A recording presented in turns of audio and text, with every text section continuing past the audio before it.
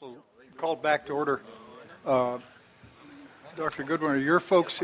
I want Randy to be back in for your presentation. Ms. Pearson, why don't you come forward and do a fast legislative report, which I've skipped over, and we can get that out of the way and devote our full attention to the science plan.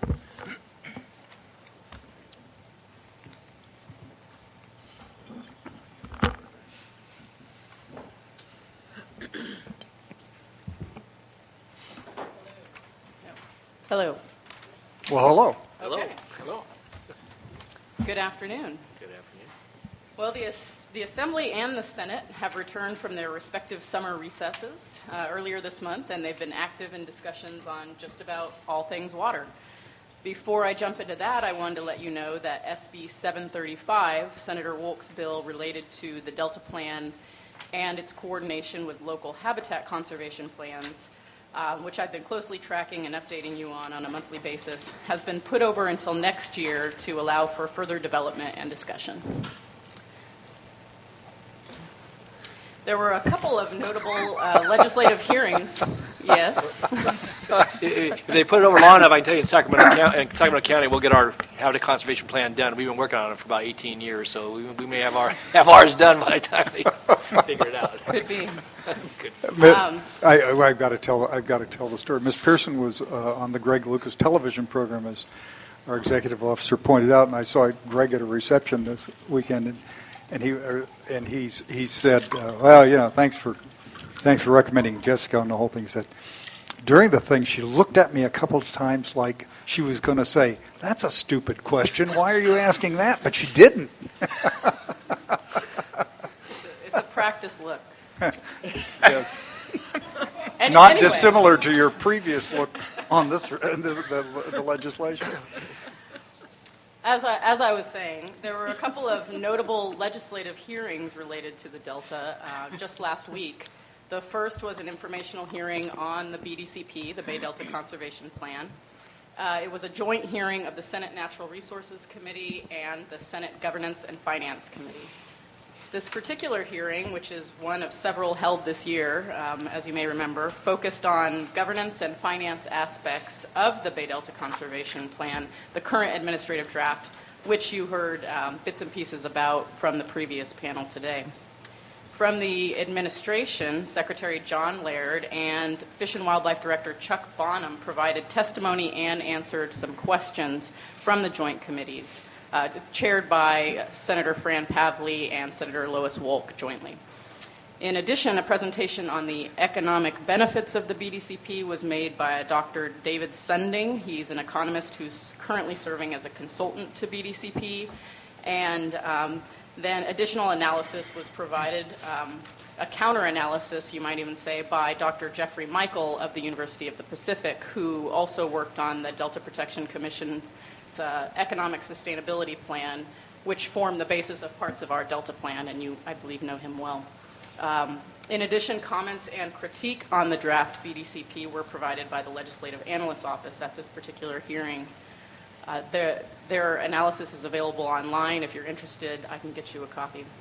Both Bonham and the LAO discussed the role of the Delta Stewardship Council with respect to the Bay Delta Conservation Plan, specifically the unique nature of our appellate role, and also the key role that our science program is and will play in shaping adaptive management and other elements of that plan, so that it was interesting to hear that discussion in public.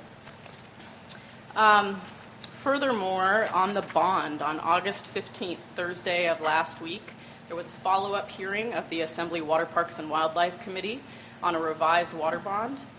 As I discussed last month, the committee previously held a hearing on water bond principles. These principles were developed by the Geographically Diverse Water Bond Working Group, which has been convened. This hearing went one step further. They went from principles to now a water bond framework, copies of which should be in front of you.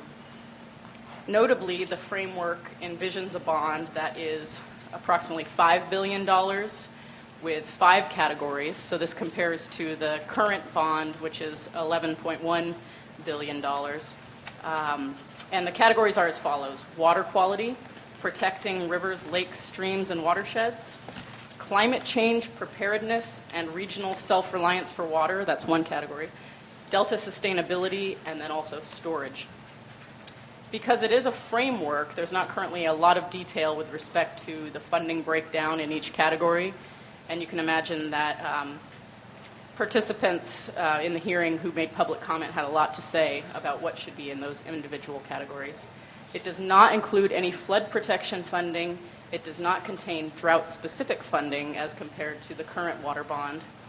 And it proposes not to specify appropriations to any specific state agency, which I thought was an interesting proposal.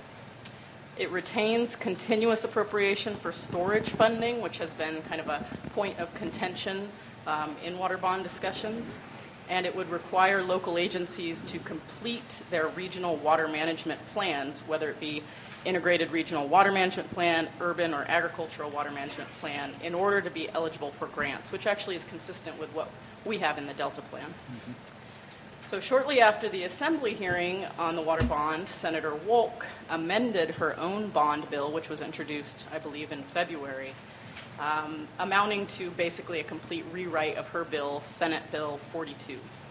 I've included copies of the summary that her office distributed. It should be in front of you now. There's a few out on the table. Senator Wolk's bill proposes a $5.6 billion bond, so also a similarly scaled down approach. She has categories of safe drinking water, water quality and watershed protection, flood control and stormwater management, water system operational improvements. And she does include, as the category implicates, she does include some funding for flood protection, both in the Delta and then for the overall implementation of the Central Valley Flood Protection Plan. There's no specific funding in her proposal yet for drought relief, and she proposes $600 million be appropriated to the Delta Conservancy for Delta restoration.